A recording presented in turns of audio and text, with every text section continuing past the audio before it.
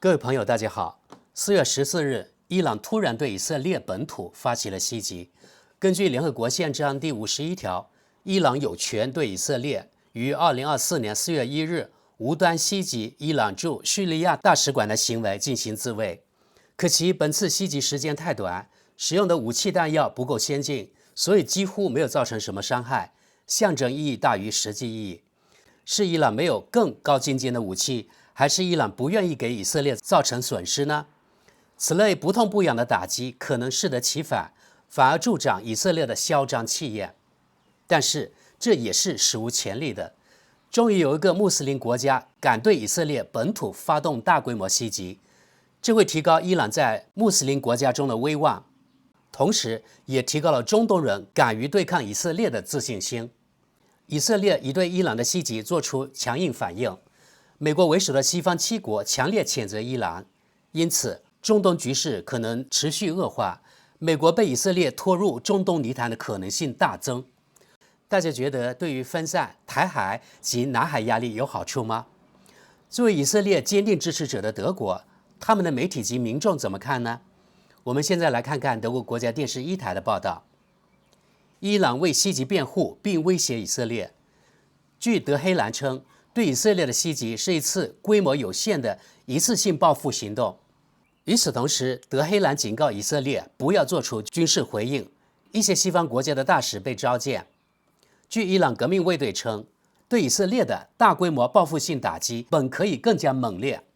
据塔斯尼姆通讯社报道，伊朗革命卫队指挥官侯赛因·萨拉米说，我们对犹太复国主义政权实施了一次范围和规模有限的行动。该通讯社还援引这名指挥官的话说，这次袭击的规模本可以更大，但我们将行动范围限制在以色列政权用来袭击我国驻叙利亚领事馆的那部分设施上，威胁在以色列进行报复时做出强硬回应。如果以色列采取报复措施，德黑兰政权宣布会进行明确的回应。伊朗总统伊布拉辛·莱西宣布，任何侵犯伊朗民主利益的新冒险都将遭到伊朗伊斯兰共和国的严厉回击。本报道插入的是伊朗外交部的声明。在对犹太复国主义政权进行历史性的强大的胜利的行动之后，莱西发出了一条信息：伊朗武装部队校胜了犹太复国主义敌人，任何新的冒险都将得到更加沉重和追悔莫及的回应。伊朗武装部队参谋长穆罕默德·巴盖里少将也表达了类似的观点：如果以色列进行报复，我们的反应将远远大于今晚的军事行动。以色列如何回应？目前尚不清楚以色列将如何以及是否会做出回应。以色列军队发言人宣布了一项未具体说明的反应。根据以色列军队在网络平台 X 上发表的声明，他对反对派流亡广播公司伊朗国际广播电台说，我们将以行动而非言辞回应伊朗。据以色列称，伊朗发射了约300枚炮弹，其中99%被以色列及其盟国拦截。以色列战争内阁目前正在讨论如何继续行动。巴盖里还警告美国，在以色列可能发动反击的情况下，不要支持以色列，并称美国的军事基地否则将不安全。德黑兰通过瑞士大使馆向美国传达了这一信息。该大使馆代表美国在伊朗的利益，因为美国与德黑兰没有外交关系。伊朗事先向盟国通报了袭击事件。伊朗外交部长说，伊朗在该地区的盟友已提前获知对以色列的袭击。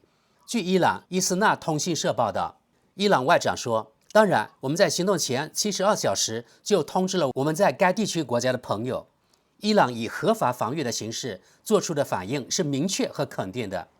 目前尚不清楚那些盟国是否也被告知了确切的时间。伊外长补充说，我认为邻国和本地区的安全就是伊朗伊斯兰共和国的安全。几位大使被召见。许多西方国家强烈谴责伊朗对以色列的袭击。作为回应，伊朗召见了德国、法国和英国的大使。伊朗外交部发表声明称，德黑兰谴责这些国家的一些领导人对伊朗针对以色列侵害伊朗利益的行动所采取的不负责任的立场。伊朗外交部长在与那些外国大使会晤后解释说，伊朗的袭击是有限的，目的是自卫。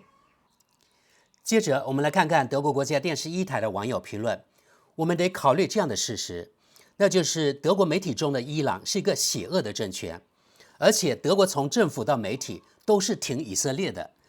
只有弄清这个事实，才能理解德国网友评论的逻辑，甚至双标。第一条评论：伊朗政权对以色列的最新攻击，再次表明了在德黑兰的政权所采取的不稳定和危险的立场，坚持有限报复的合法性，并威胁如果以色列做出回应，将采取更大规模的军事行动。这揭示了一种危及整个地区稳定和安全的侵略性外交政策。国际社会必须对这种挑衅行为发出强烈而果断的信号，支持以色列和保护其主权至关重要。我们还必须有勇气认清现实，单靠外交努力可能不足以遏制伊朗政权的侵略行为。要求德黑兰政权更迭的呼声似乎有争议，但鉴于其对邻国的不断威胁和攻击，不能认为这种呼声毫无根据。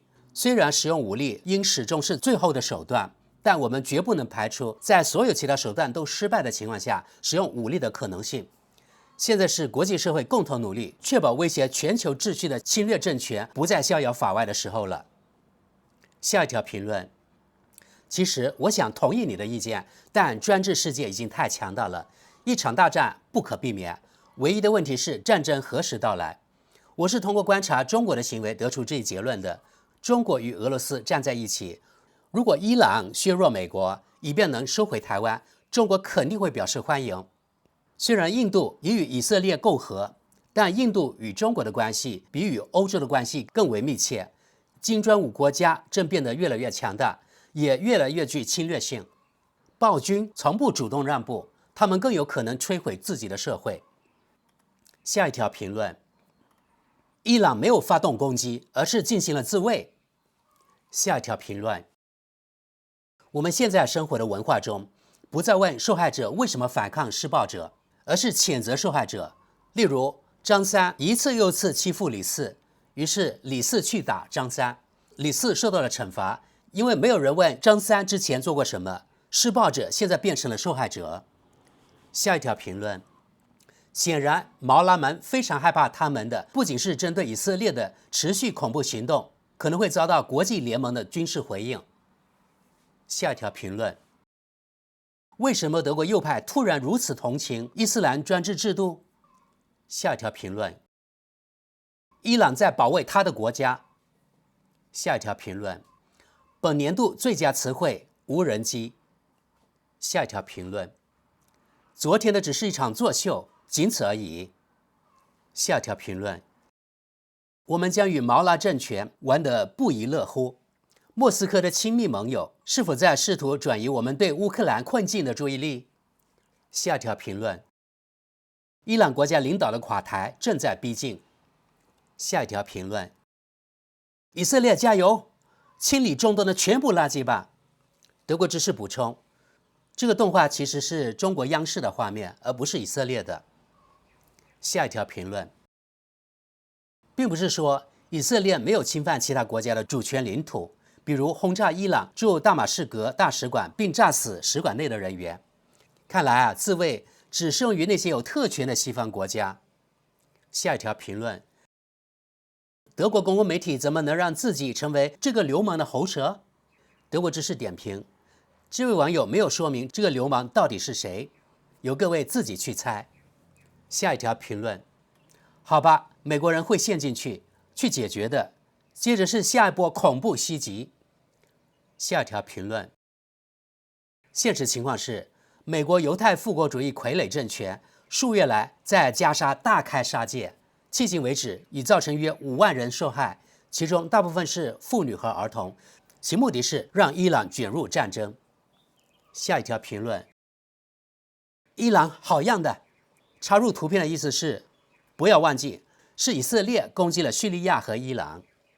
下一条评论：那么我们现在应该团结起来，好好教训伊朗。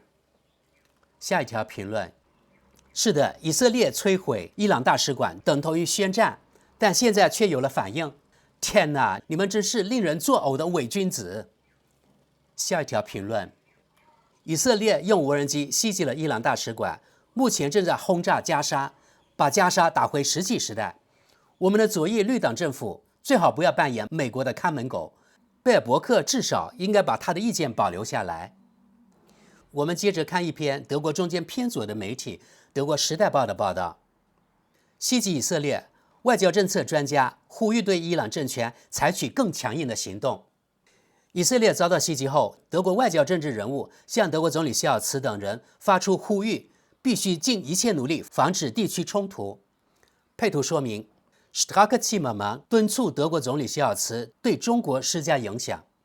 德国知识说明，以前我已经说过，这是个极其危险的政客，他其实是德国军工企业的代言人，他一直鼓吹德国必须支持乌克兰，给乌克兰提供各种攻击性武器。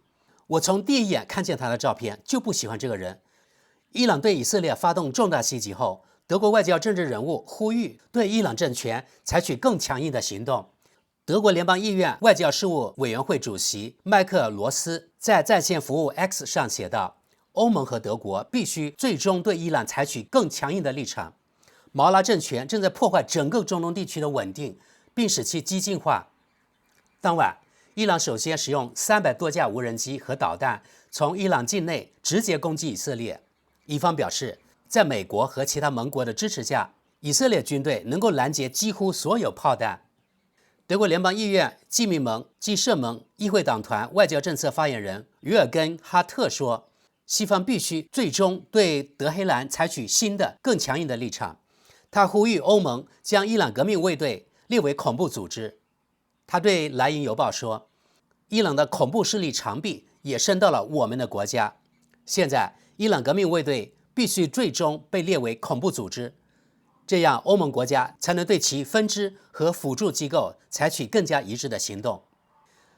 欧盟已经对伊朗革命卫队的代表和部分成员实施了制裁，包括冻结资产和禁止入境。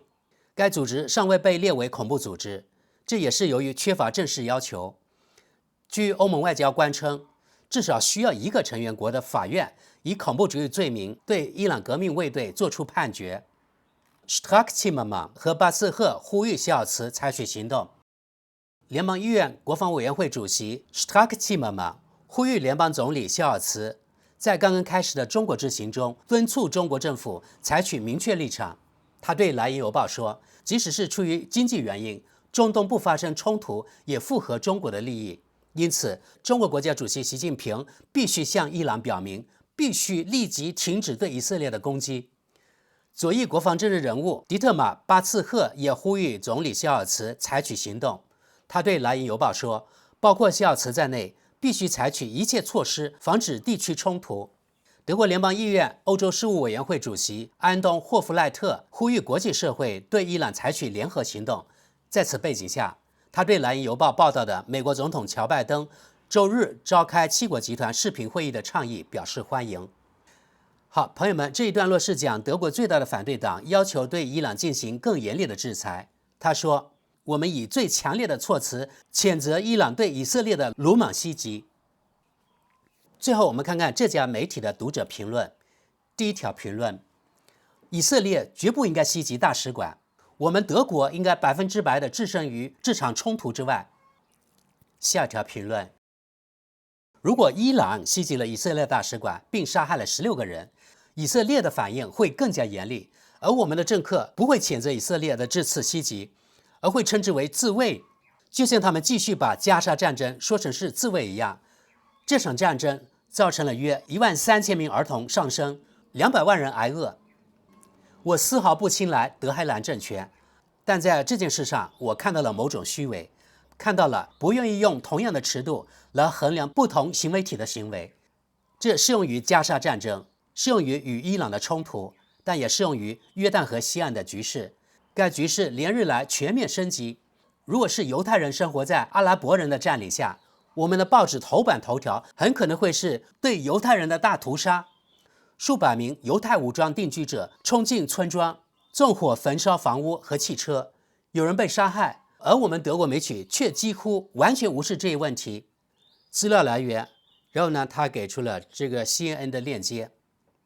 下一条评论，以色列袭击了伊朗大使馆，杀害了伊朗人民，为什么？我扪心自问，我认为伊朗做出这样的反应，冒着战争的风险，就像以色列一样，对双方都非常危险。我感到欣慰的是，几乎没有造成任何损失。德国外交政治人物的片面反应，我认为是危险的，这让我感到害怕。这与你对伊朗不人道的制度有何看法无关。下一条评论，不仅要对德黑兰、毛拉发动更严厉的反制行动，还必须明确遏制内塔尼亚胡、哈马斯应对加沙人民的苦难负责。但内塔尼亚胡本可以放弃对大马士革伊朗使馆的袭击，但他竭尽全力在未来很长一段时间内保住以色列总统的职位。为此，他愿意做很多事情。他已经在废除以色列民主的道路上走得很远了。哈马斯只是比他早了一步。任何想要捍卫以色列国存在的人都必须确保内塔尼亚胡作为驯兽师的活动走到尽头。这个人必须下台。到那时，许多对以色列的防御战略持保留和怀疑态度的欧盟国家就会突然重新考虑他们的批评。内塔尼亚胡本人就是以色列国的一大威胁。下一条评论，德国政治人物的言论很明确，即使是社民党也有一些明智的言论。感谢罗斯先生。为什么西方国家对伊朗采取强硬态度就那么难？难道非要像对待俄罗斯那样，让桶里的水再次溢出来吗？就潜在危险而言，伊朗绝不逊色于俄罗斯。伊朗正在破坏整个中东地区的稳定。伊朗刚刚开了一个好头，你们快抵制吧。下一条评论，请问德国总理肖尔茨和他的国民现在与此有何关系？在外交方面，德国曾经是一个受到重视和尊重的调解人和对话伙伴，现在贝尔伯克领导下的德国外交政策与此相去甚远，因此在外交上一事无成，在军事上我们毫无行动能力。下条评论，事态升级是以色列政府挑起的，大使馆属于一个国家的领土，因此对大马士革伊朗大使馆的袭击必须被视为对伊朗领土的袭击。然而毛拉们昨晚的表演活动只是害了他们自己，他们的反应是故意设计好的，从根本上来说是为了解决本国强硬派的复仇情绪，但现在却把全球的注意力从以色列在加沙地带犯下的匪夷所思的战争罪行上转移到了德黑兰构成的地缘政治威胁上。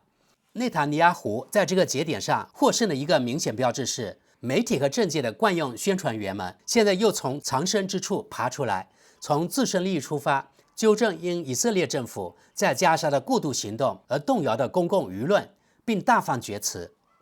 这是毫无根据的炒作一件无关紧要的事。下一条评论，以色列犯下了战争罪，而德国应该声援以色列，就因为我们不喜欢这个战争罪的受害者。我觉得我们的政治阶层正在慢慢失去理智。下一条评论，那只是一次假装的攻击，以免丢面子。下一条评论，以色列本来绝不该袭击伊朗大使馆。下一条评论，文章标题下面是 Strack-Zimmermann 夫人的照片，天衣无缝。他一直主张以最强硬的方式处理各种冲突，然而仅凭强硬态度是无法解决问题的。下一条评论，报道中提到，联邦议院国防委员会主席 Strack-Zimmermann 呼吁德国总理肖尔茨在刚刚开始的访华之旅中敦促中国政府采取明确立场。然后这位读者说，幸运的是 Strack-Zimmermann 的发言相对较少，中国人当然意识到了局势的不稳定性，从经济角度来看也是如此，无需德国人的建议，中国人也可以自己判断局势。下一条评论，列出这个伊斯兰恐怖政权插手的所有冲突清单将很有启发意义，同时还能认识到，如果伊朗不提供支持，有多少冲突可以得到解决。下一条评论，认为中国可以被说服去做一些只符合我们德国人利益的事情，这种想法有点典型的德国式天真。谁说中国对欧洲和地中海的和平有兴趣？下一条评论，在这件事中，双重标准表现得最为明显。